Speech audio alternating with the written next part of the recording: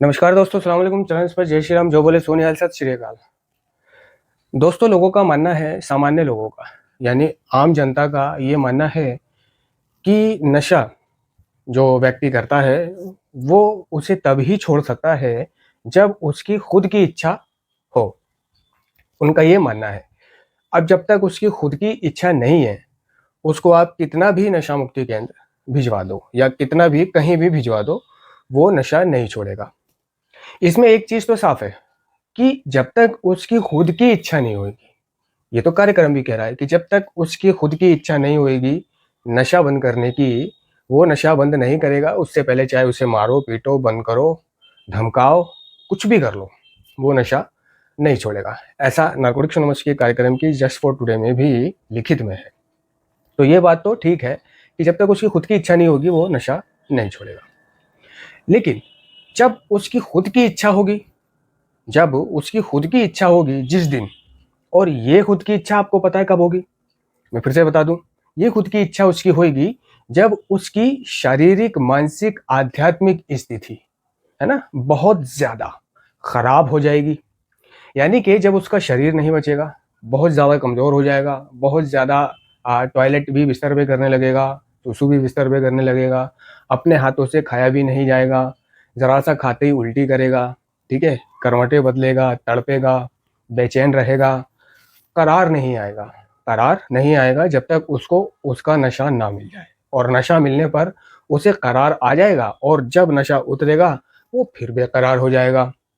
तो उसकी ये नशा छोड़ने की इच्छा इस स्थिति से गुजरने के बाद आएगी। वो भी इस स्थिति में भी कई सालों जब तक वो गुजर नहीं जाता।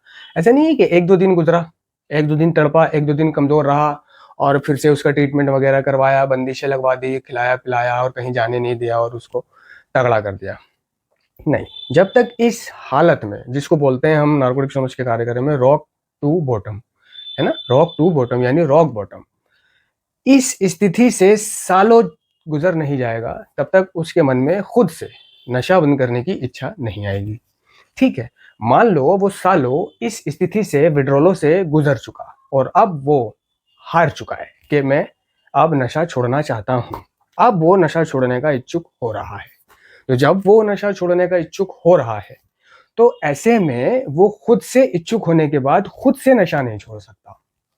इच्छुकता एक तरफ है कि हाँ जी अब इच्छुकता आई है, अब फटिए। तो अब वो क्या काम करेगा? नशा छोड़ना चाहेगा। क्या करेगा? अपने तरीके अपनाएगा। नशा ना करूं, नशा लेने ना जाऊं, घर में रहूं, लोग उससे कहेंगे घर में रहे, कहीं मत जा, जो भी होगा थोड़ा सा सहन कर लियो, धीरे धीरे छूट ही जाएगी। कोई कुछ कहेगा, कोई कुछ कहेगा, तो वो लोगों के बताए तरीके अपनाएगा, वो अपने दिमाग के तरीके अपनाएगा, वो घर वालों के तरीके अपनाएगा। ठीक है, और नतीजा ये पाएगा कि इनमें से कोई भी तरीका पर्याप्त नहीं है। यानी अब जब वो खुद से छोड़ना चाहता है तो ना तो कोई पड़ोसी छुड़वा सकता उसका, ना कोई समाज छुड़वा सकता, ना कोई घर वाला छुड़वा सकता, और ना ही वो खुद के सर से लेके एड़ी तक का जोर लगा के ना ही वो खुद से छोड़ पा रहा है। हाँ, इच्छुकता रोज आती है फटी से, इच्छुकता रोज आती है कि छोड़ दूं, लेकिन नहीं छोड़ पा रहा। तो इसमें एक चीज कॉमन है कि इच्छुकता आने के बाद कि वो नशा जब तक नहीं छोड़ेगा, जब तक उसके मन में इच्छा नहीं आएगी, और ये इच्छुकता आने के बाद भी वो नहीं छोड़ पा रहा है, ऐसे में उसको जरूरत पड़ती है सहायता की। सहायता की यानी नशेड़ी को अपने तरीके बंद करने पड़ेंगे नशा छोड़ने के। उसको एक डिटॉक्सिफिकेशन सेंटर, अगर ज्यादा विड्रॉल होते हैं तो उसकी जरूरत पड़ेगी, उसको नशा मुक्ति केंद्र की जरूरत पड़ेगी। ठीक है, और वहां से ट्रीटमेंट लेके आने के बाद में उसको उस नशे को जो उसका बंद हुआ है किसी डिटॉक्सिफिकेशन सेंटर में या नशा मुक्ति केंद्र में या कहीं पर भी, अब उसे जारी रखना है, कंटिन्यू रखना है जो बंद हुआ है नशे को। लेकिन बहुत से नशेड़ी ये मान लेते हैं कि उनका नशा छूट गया है तो वो मीटिंग क्यों करें, उनका नशा छूट गया है तो वो स्पॉन्सर क्यों बनाए, उनका नशा छूट गया है तो अब वो ये क्यों करे, वो क्यों करे, जो भी तरीके उसको वहां बताए जा रहे थे, स्पॉन्सर बनाना है, मीटिंग करना है, ये करना है, वो करना है, परंपराएं करनी है, कदम करना है, तो वो कहता है ये सब किस लिए। वो तो सेंटर में भी यही कहता है कि इतनी सारी क्लासें किस लिए, इतने सारे दिन रखा क्यों जा रहा है ना। तो अगर वो ऐसा सोचे कि ये सब किस लिए, नशा ही तो छोड़ना मकसद था, सो मेरा छूट गया है, और वो फिर से अपनी चलाकर जीने लगे, तो कब उसकी बीमारी उस पर हावी हो जाएगी वो जब तक नशा नहीं करेगा जब तक उसके अच्छे दिन चल रहे होंगे बाहर आने के बाद में। और अच्छे दिन किसके कब तक रहे हैं? कभी ना कभी तो बुरे दिन आते हैं, कभी ना कभी तो हालात परिस्थिति विपरीत होती है, गुस्सा आता है, चिड़चिड़ापन आता है, ग्रह कलेश, धोखा, है ना, कुछ भी आ जाता है जीवन में। तो जब तक उसके दिन अच्छे चल रहे होंगे वो नशा नहीं करेगा, है ना। यानी कोई गम नहीं है उसे आने के बाद में, कोई टेंशन नहीं है, कोई तकलीफ नहीं है, कोई दुख नहीं है, कुछ नहीं है। और जैसे ही उसको कोई दुख तकलीफ या बीमारी आई, तो ऐसे में वो ये भूल जाएगा कि मैं एक एडिक्ट हूँ, क्योंकि उसे बताया ही नहीं गया, उसने सीखा ही नहीं कि मुझे एडिक्शन की बीमारी है। अगर मैं किसी भी परिस्थिति के चलते फिर से नशा करता हूँ तो मैं चालू हो जाऊंगा, उसी स्थान पे पहुंच जाऊंगा। तो इन विपरीत परिस्थितियों में उसको सिर्फ अपने आप को सहारा देने के लिए अपने नशे की याद आएगी, अपने नशे की याद आएगी, और ख़ास तौर से अपने ड्रग ऑफ चॉइस की याद आएगी। वो ये भूल चुका होगा, उसे पता ही नहीं होगा ना, या तो उसे बताया नहीं होगा या उसे याद नहीं रहेगा कि अगर मैं किसी न किसी रूप में, है ना, थोड़ा सा नशा करता हूँ तो मैं फिर से चालू हो जाऊंगा।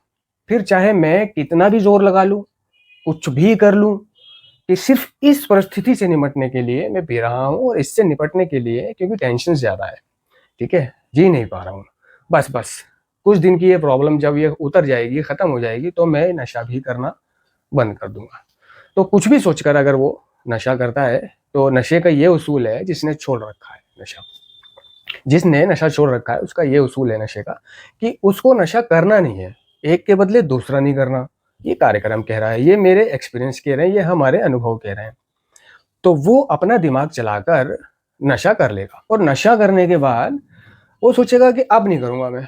लेकिन उसकी बीमारी है, वो ना चाहते हुए भी वो नहीं चाह रहा, वो चाह रहा है मैं नहीं करूं, वो चाह रहा है बस अब नहीं।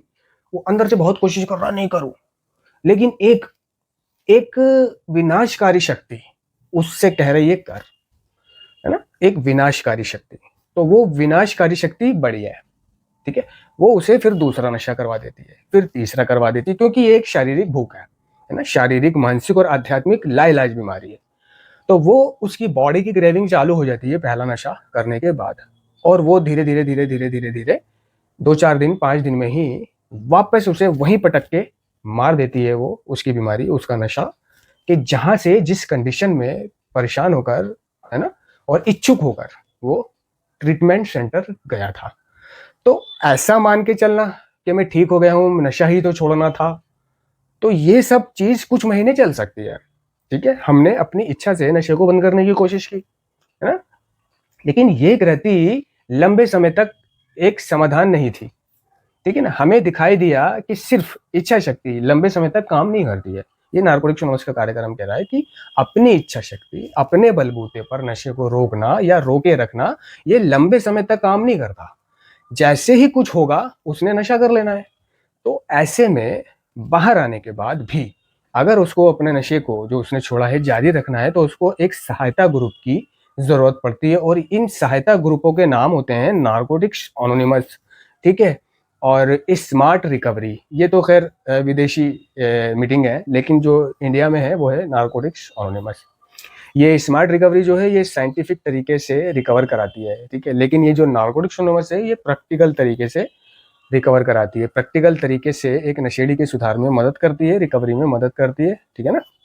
तो नारकोटिक्स एनोनिमस की मीटिंगें किए बिना वो अपने नशे को कंटिन्यू नहीं रख पाएगा। अगर उसने साल 1.5 साल 2 साल या महीना कह लो कंटिन्यू रख भी लिया है, तो उसे झंडे लहराने की जरूरत नहीं है कि लो जी मैंने तो नशा छोड़ दिया, पहला बर्थडे भी मना लिया, लोग कहते थे मीटिंगें करनी है, ये करना है, वो करना है, नहीं, है ना, ये है एक उपेक्षा, है ना। ट्रीटमेंट सेंटर से आने के बाद अपनी चलाना, मीटिंगें ना करना, स्पॉन्सर ना बनाना, प्रार्थना ना करना, इसको बोलते हैं उपेक्षा आ जाना। और उपेक्षा उन सदस्यों की या उन नशेबाजों की शत्रु है, दुश्मन है, जो काफी समय से क्लीन है। देखो क्या कह रही है, जो काफी समय से क्लीन है। जिस तरह वो काफी समय से क्लीन है, उसने 1 साल का बर्थडे भी मना लिया और कह रहा है मैंने मीटिंगें भी नहीं करी, बर्थडे भी मना लिया मैंने। असलम तू फालतू की मीटिंगें करके किराया भाड़ा बर्बाद कर रहा है, फालतू की भागदौड़ करता है, बर्थडे तो मैंने घर रह के भी मना लिया।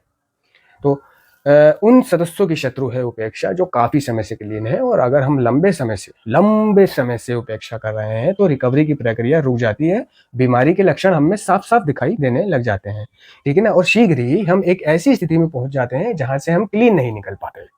हाँ, तो मैं समाज की या उन लोगों की इस बात को मानता हूँ कि जब तक उनकी खुद की इच्छा नहीं होगी, वो नशा नहीं छोड़ेंगे। लेकिन खुद की इच्छा होने के बावजूद भी वो नशा नहीं छोड़ सकते अपने आप से। ये उन लोगों को नहीं पता, सामान्य लोगों को, कि जब उसकी ये इच्छुकता आएगी, ये इच्छुकता कब आएगी उन्हें ये नहीं पता। वो कहते हैं जब तक खुद ना चाहे, वो नहीं छोड़ेगा, कुछ भी कर लो। लेकिन उन्हें ये नहीं पता कि ये जो खुद वो चाहना है, ये कब चाहेगा वो? जब तक उसकी बहुत ज़्यादा फटेगी नहीं, है ना? जब तक उसकी खैरात बटेगी नहीं, ठीक है? ना ही वो नॉर्मल लोग ये जानते कि जब उसकी फट भी गई और वो चाह भी रहा है, तो ऐसे में ना तो आप उसका नशा छुड़ा सकते हो, ना परिवार, ना वो खुद की कोशिशों से नशा छोड़ सकता है, क्योंकि नशीले पदार्थों पर हमारा कोई वास्तविक नियंत्रण नहीं है। हम चाहें भी तो खुद से नशे को बंद नहीं कर सकते। हमें सहारा चाहिए ही चाहिए, एक दूसरे की मदद चाहिए ही चाहिए, नार्कोटिक समझ की मदद चाहिए ही चाहिए। आशा करता हूं कि आप लोगों की समझ में आया होगा। धन्यवाद।